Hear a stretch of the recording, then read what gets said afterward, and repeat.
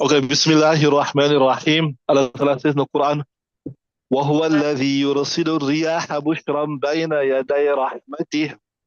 And He is the one who sends the winds carrying good news before His blessings. What they're making reference to here is that normally the rains are preceded by the winds. So when the winds come first, it's telling you that the rains of blessing are coming, right? So وَهُوَ الَّذِي يُرْسِلُ الرِّيَاحَ بُشْرًا بَيْنَ يَدَيْ رَحْمَتِهِ. He is the one who sends to you the winds, bushra, as a glad tidings, بَيْنَ يَدَيْ رَحْمَتِهِ, that will come before His mercy, right? حتى إذا أقلت سحابا ثقالا سقناه لبلد ميت, until when they lift up the heavy clouds.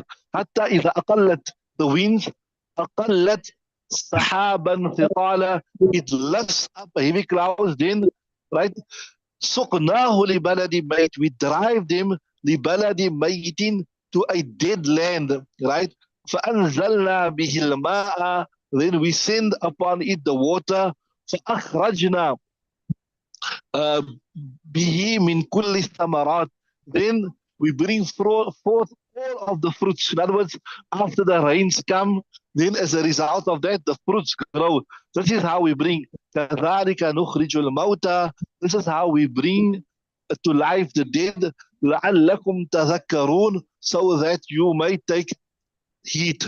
So it's a very interesting verse we do today, inshallah. Bismillah ar-Rahman ar-Rahim. In the previous verses, Allah Ta'ala has mentioned some of His major and particular blessings. So Allah Ta'ala is speaking about bringing faith in Him. Allah Ta'ala says, look at the signs. Look, inna rabbakumullahu alladhi khalaqa as-samawati. See how Allah Ta'ala created the heavens. See how Allah Ta'ala created the skies, the earth, etc. And turn towards Allah Ta'ala. So now in this verse is an extension. Allah Ta'ala also speaking about this, in this verse, about His favors. So in the previous, Allah Ta'ala mentioned some of His major and particular blessings by pointing out to the creation of the heavens and the earth, the day and the night, the sun and the moon, the stars, and how they serve human beings. The lesson driven home is that there's no power other than the sacred being of Allah, and to take care of our needs and comforts. Then it becomes necessary that we should pray to none but Him for everything we need, and take the steering to Him as the key to success. So what Allah Ta'ala is saying is, look here, we created everything. We are in control. We are in charge. We created everything, and we done it for your sake. We send the wind. We send the rains. We cause the crops to grow. Different types of fruits. Same rain, same ground, but one is an apple, one is a orange, one is a peach, one is a watermelon, all from the qudrat of Allah Ta'ala. Why did Allah Ta'ala do all of this for us? So that we may worship Him. We don't worship anybody else. So that we make our primary objective in life to obedience of Allah Subhanahu wa Ta'ala. So also mentioned in the first of the previous verses some other important blessings of this nature on which depends the existence and survival of human beings and the entire creation of the earth. For example, the rains, the trees, and farmlands and its produce. The difference is that the previous verses mentioned blessings related to the upper domain, whilst the present ones to the lower domain. So you look at Allah Ta'ala spoke in the first verse, Inna rabbakumullahu alladhi khalaqa as-samawati. Allah Ta'ala speaks about the heavens, the earth, what happens in the skies. Here in this verse, Allah is speaking about His favor on the dunya, how we benefit from the rain. Something special has been identified in the second verse where He said that these great divine blessings, although common to all parts of the earth, as rains when they come, fall on the rivers and mountains and on good and bad lands alike. But what grows from the earth grows only from the land which has the quality to make it grow. See what He's saying? That the rain falls all over. But you see, it's only certain places where things grow.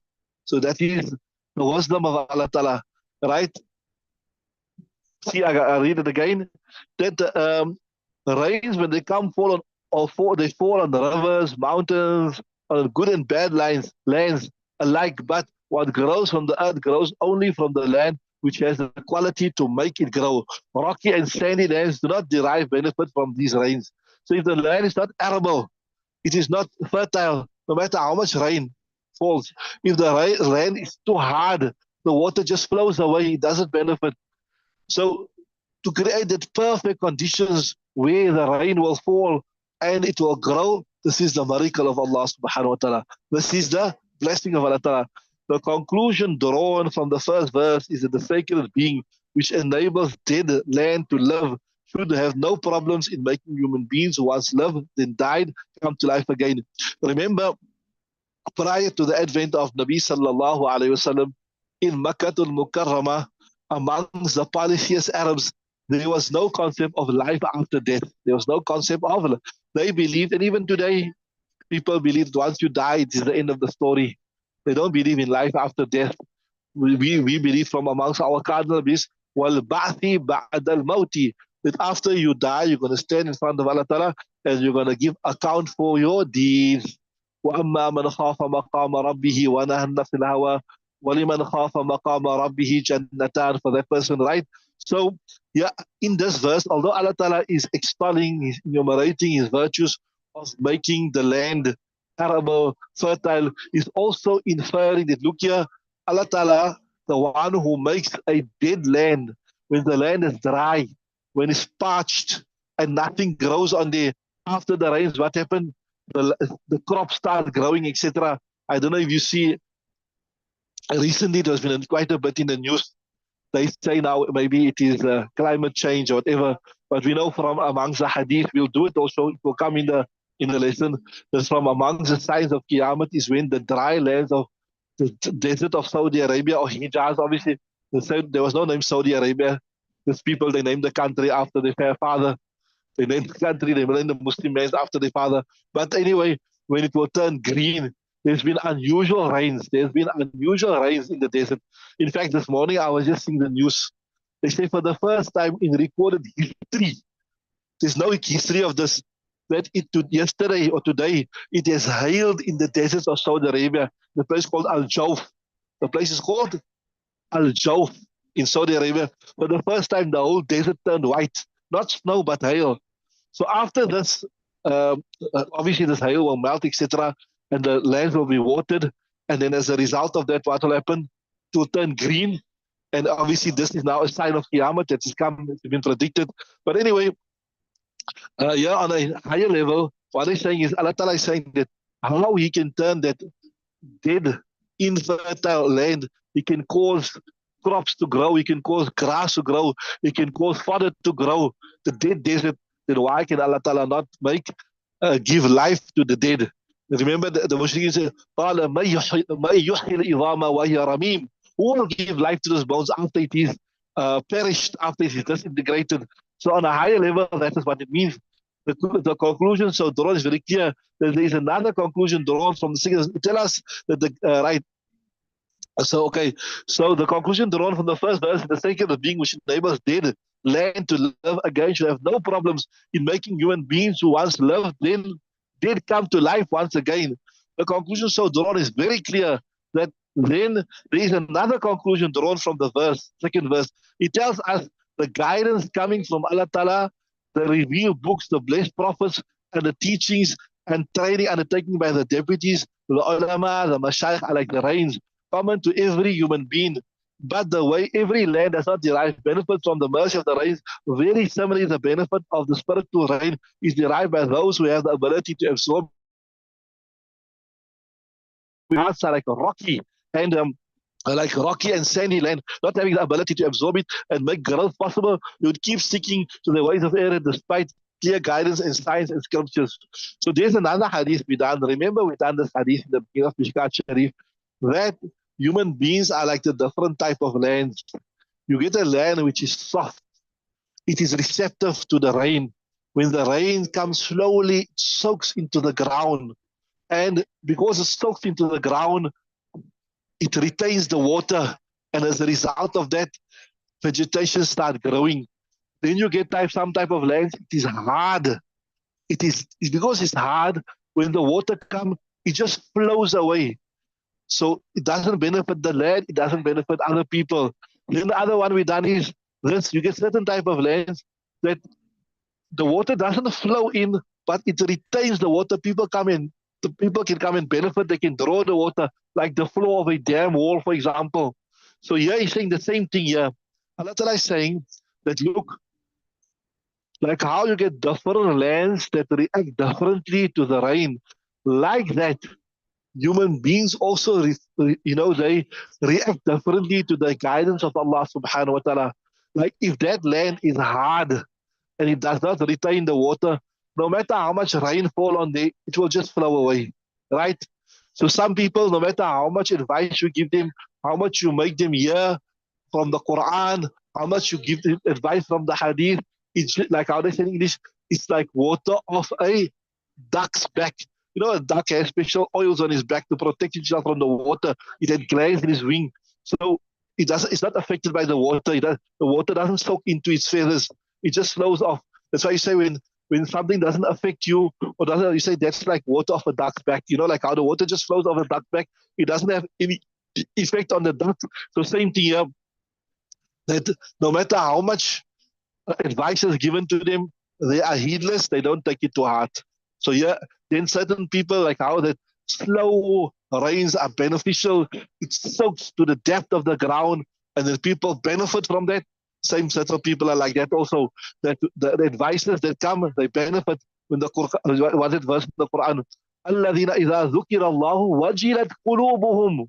The heart that when Allah Ta'ala is mentioned, the heart tremble. وَإِذَا تُلِيَتْ عَلَيْهِمْ آيَاتُهُ. And when the verses are recited, زَادَتْهُمْ إِيمَانًا. It increases them in iman. So this is Allah Ta'ala is trying to show you that like how you get different type of lands, you get different types of people. The conclusion that's drawn comes from the last sentence of the second verse. We say, كَذَلِكَ نُصَرِّفُ الْآيَاتِ لِقَوْمِ يَشْكُرُونَ. Thus we alternate the verses for people who pay gratitude. The sense is that the statement made was, though for everyone, yet in the ultimate consequences, it proved beneficial for only those who have the capacity for it and realize its worth and value. So the Quran is meant for everybody. The advice is meant for everybody. But there's only certain people that will benefit. There's certain only lands that the crops will grow subsequent to that. It's like that. There's certain people. Allah Ta'ala make us from those people who the Quran will benefit us. Thus, the two verses quoted here cover the subject of human origin and return. Now we can go to a further explanation of these two verses. The first being, وَهُوَ الَّذِي يُرْسِلُ الرِّيَاحَ بُشْرًا بَيْنَ يَدَيْ رَحْمَتِهِ. And he is the one who sends the winds carrying good news before his blessings. Here the word al-riyah is a plural form of rih. Rih is one wind and riyah. In fact, this also comes in our, what's it verse? Riyah and sarsar. Okay, that's in the wahid, right? So so riyah is a plural of rih, which means wind, and bushra means as good news or great tidings. And rahmah refers to the rain of mercy. That is Allah Ta'ala himself who sends the winds to announce the good news of the coming of rain of mercy. So normally what has happened is the wind brings the clouds. So the wind is, so to say, giving the message that now that beneficial rain will come. Right. So the sense of the verse is that is the customary practice of Allah Ta'ala that he sends cool winds before the actual coming of rains, which not only please the people, but also in a way foretell that the rains are coming much before they actually do. So normally, obviously, like in a very hot countries, very, very hot countries, the cool winds are signs of two things. One is it gives relief from the heat. It gives relief from the heat. Imagine you're in a hot country and now you get and also it gives information now that beautiful rain is coming. So remember, in the hot countries, in the deserts, the arrival of rain is very much celebrated because it's not a nominal phenomenon, right? So they themselves are beneficial for human beings and blessing for the creation in general, and blessing for the creation in general. To announce the rains before it's coming. Human beings are a highly sensitive model of creation. Rains may stop them from doing what they need to do. If they could naturally find out about the coming of rains ahead of time, they'll be able to manage things for themselves. In addition to that, one's own personal belongings are not at all times defended against the rains. By having early indications of the rain, one will be able to take protective cover for themselves and their belongings. So in previous times, obviously, we didn't have, satellites and all these equipment to foretell when the rains are coming. So people would rely on the winds. When the winds come, they see now the rain is coming. They see the wind is bringing the clouds, etc. So that would be a blessing in the sense that now the rain is coming. We must prepare. We must batten down the hatches, prepare ourselves for the rain, etc. So in that sense also it is a blessing. Then Allah says, Hatta إِذَا أَقَلَّ السَّحَابَ, until when they lift it up, the heavy clouds. In other words, Sahaba means cloud and thiqal means heavy. It's the plural of thaqil. Remember this? Thaqilun is wahid and thiqal is plural, right? Heavy clouds refer to clouds laden with water. I don't know if you done in school, you did the different type of clouds. The ones that have water, the ones that will bring rain. I can't, who can remember the names? Anybody remember the names? Huh? Yeah, Columbus and all that type of thing. Okay, I see Mara is here. Let's stop there, inshallah. We can carry on. We'll continue tomorrow. Just remember, we start tomorrow. Your homework is you must come and tell us the different types of clouds, okay, inshallah.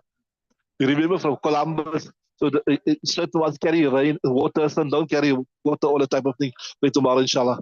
Same link for the Hidayah, inshallah. You're not going to break them. Sorry for the Ishkal.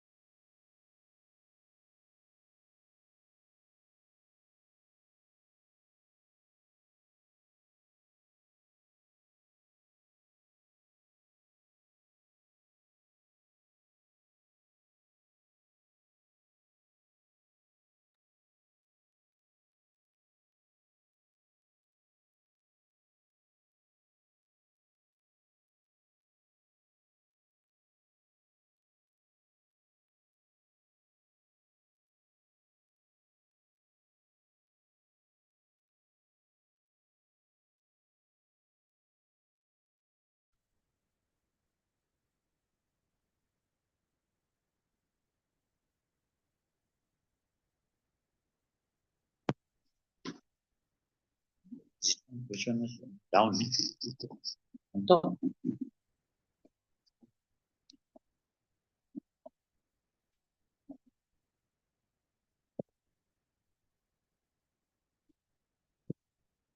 Right. Bismillahirrahmanirrahim.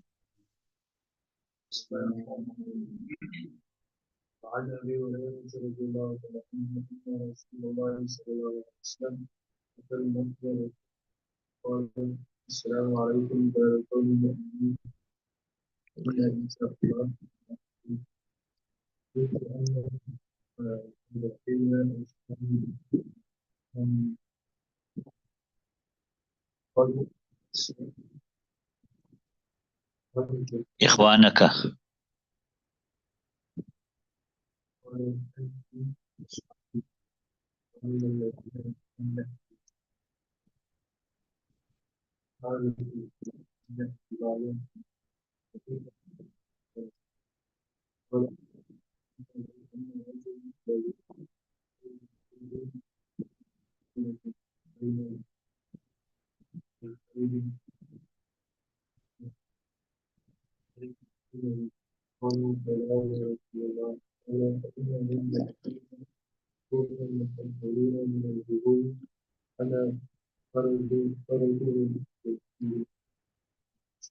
Right.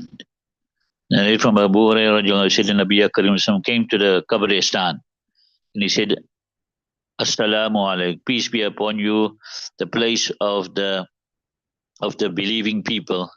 And indeed, if Allah wishes, we will join up with you. And I wish, the Nabi Karim says, I wish that we could see our brothers. Sahaba Ikram said, are we not your brothers, O Nabi Karim Sallallahu Alaihi Wasallam? So he said, you are my companions. And our brothers are those who have not come as yet. So then they said that how will you recognize those who have not come as yet from your ummah, O Nabi Kareem Sallallahu Alaihi Wasallam? So he said that, do you see if a person has a horse which has whiteness on his forehead and has whiteness on his feet, amongst very dark horses, very dark horses, will he not recognize his horse? So they said, surely, O Nabi Kareem Sallallahu Alaihi Wasallam. So then he said, indeed, they will come with this whiteness on the forehead and the whiteness on the limbs because of wuzu. And I will be going ahead of them. I will be ahead of them, asking forgiveness for them upon the house. Faratuhum, I will be going ahead. I'll be ahead of them, but my purpose will be to secure their forgiveness. Right.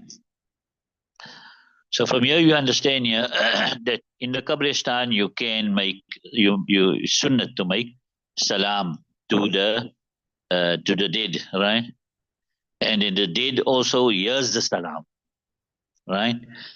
But now does the dead hear other things? This what is called simai mauta. There's a big discussion. There's ikhtilaf there. But what this Musannif Rahman is saying here, he says that we shouldn't make ifrat and tafrit in this here.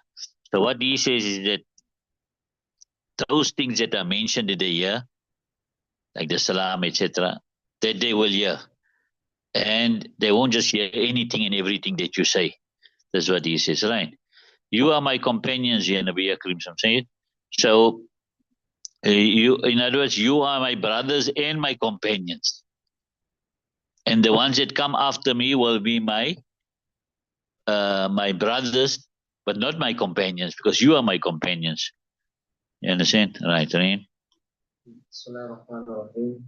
وعن أبي الدرداء رضي الله عنه قال قال رسول الله صلى الله عليه وسلم أنا أول من يؤذن له بالسجود يوم القيامة وأنا أول من يؤذن له أن يرفع رأسه فأنظر إلى ما بين يديه فأعرف أمتي من بين الإمام ومن خلفي مثل ذلك وعن يميني مثل ذلك وعن شمالي مثل ذلك فقال رجل يا رسول الله صلى الله عليه وسلم كيف تعرف أمتك من بين الأمم فيما بين نوح إلى أمتك قال هم غر محجلون من أثر الوضوء ليس أحد كذلك وأعرفهم أنهم يؤتون كتبهم بأيمانهم وأعرفهم تسعى بين أيديهم Right. Abu Darda says that Nabi Akram says that I will be the first of the one who will be given permission to make sajda on the day of Qiyamah. And I will be the first who will be the one to be given permission to raise his head. Then I will look in front of me, then I will recognize my ummat amongst all the other ummats. And behind me, similar to that, and on my right, similar to that, and on my left, similar to that. So a man said, Oh Nabi Karim, how will you recognize your ummat amongst all the ummats in that which is between Nuh al-Islam until your ummat? So he said that they will have this whiteness and the shining on their foreheads and shining on the limbs because of the effect of wuzu. And nobody else will be like that besides them. And I will recognize them because they will be given the book of deeds in their right hands. And I will recognize them because their progeny will be running in front of them. Right. Right. So that is clear now. How we will be recognized is that the Khurun Muhajjalun, right? The shining on the forehead and the shining on the limbs of wuzu, right? Then the other ummats, the question is the other ummats also, they will also get their books of deeds in the right hand. All the believers will get their book of deeds in the right hand. So the answer to this is that yes, everybody will be getting their books of deeds. But we will get it in a special way with special honor. And that's how we will be recognized, right? And then our progeny will be running in front of us, either they will be running in front of us into Jannat, and we'll be following them into Jannat, or either it means that they will be playing in front of us on the plains of Hashr. They will be playing in front of us, and it's a sign that there is no worry and no tension. When your progeny and your children are playing there and you're resting one side, that's a sign you are in good situation. Wudu'a.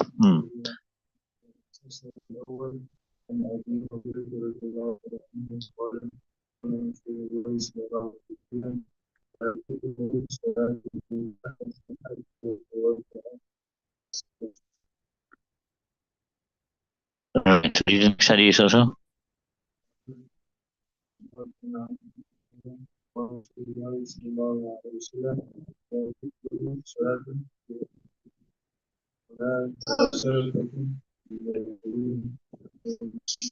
So this is of those things that makes wuzu necessary.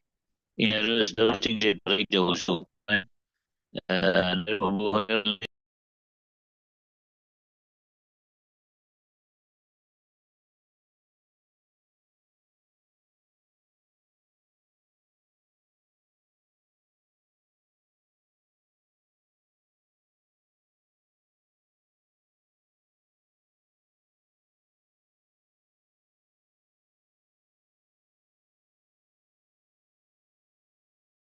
From haram, right?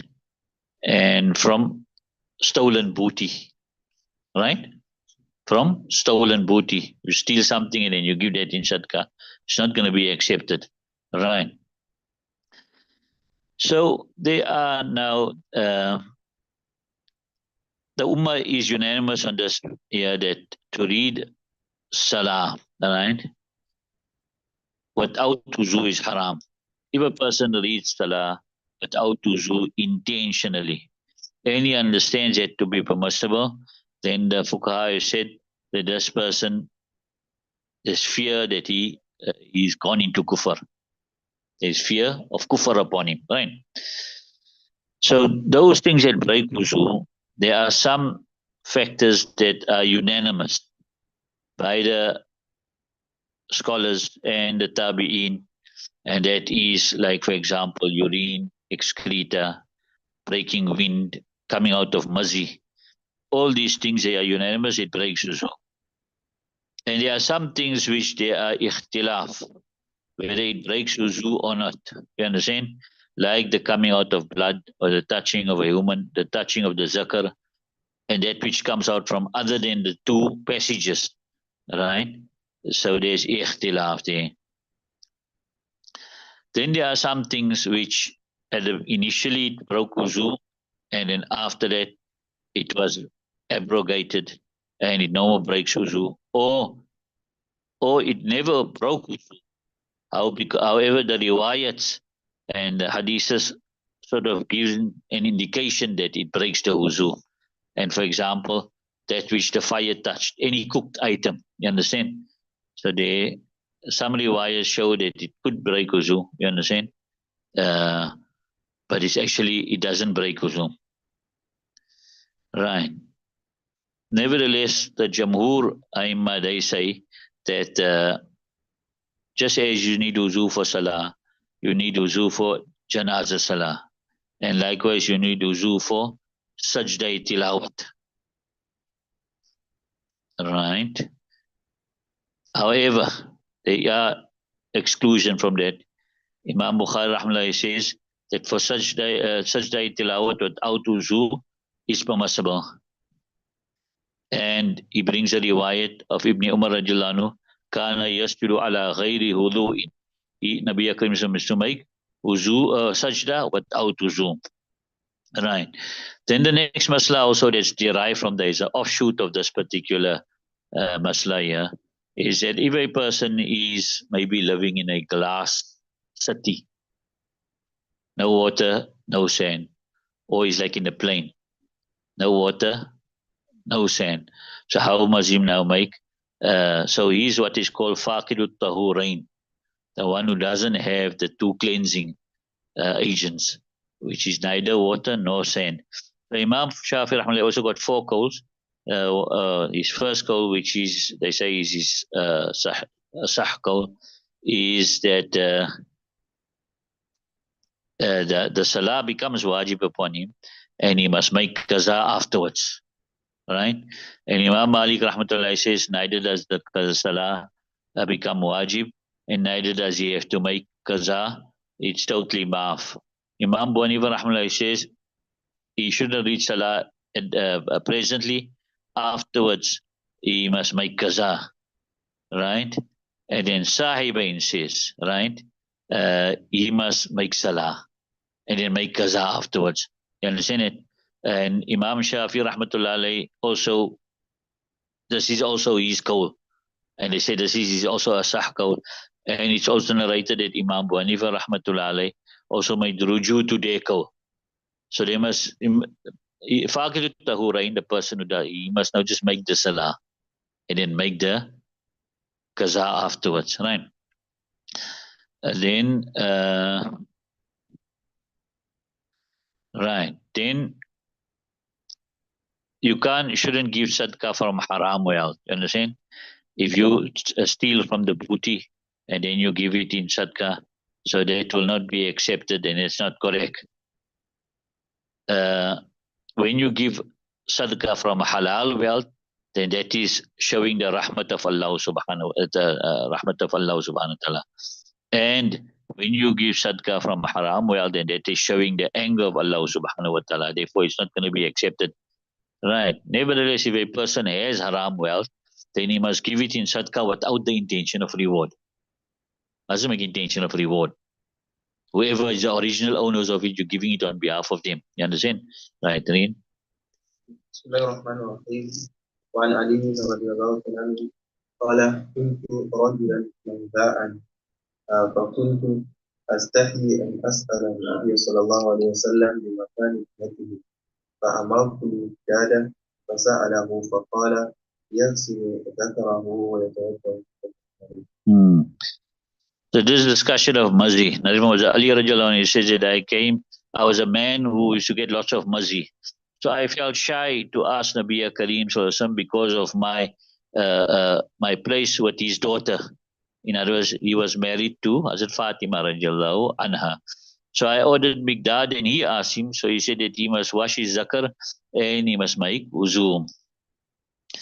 What is mazi? Mazi is a clear whitish fluid which comes out when a person is in foreplay with his wife, or when he thinks about jima and his shahwat is high, right? The sign of mazi is that when mazi come out, you're not satiated, right? When money comes out, then you are spent or you are satiated, right? So mazi only breaks wuzu, and it doesn't make wajib, and this is unanimous. Yes, there is ikhtilaf that when it breaks wuzu, right, and now you have to make wuzu, right, and how much of the zakar must you wash?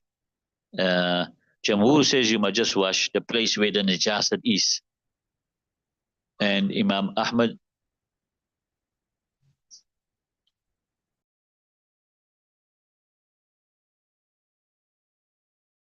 Ibn Hanbal, right, he says that you must wash the whole zakar. And Imam Malik rahmatullah says you must wash the zakar ma'al unsayani, with the testicles, right?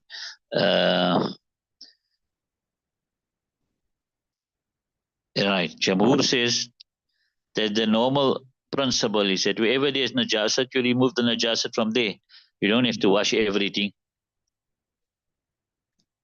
And he says those hadiths which shows that you must wash the testicles also, that was there to as a cure for the mazi, that it will cause what's the name, to settle. It will cool it. You understand it?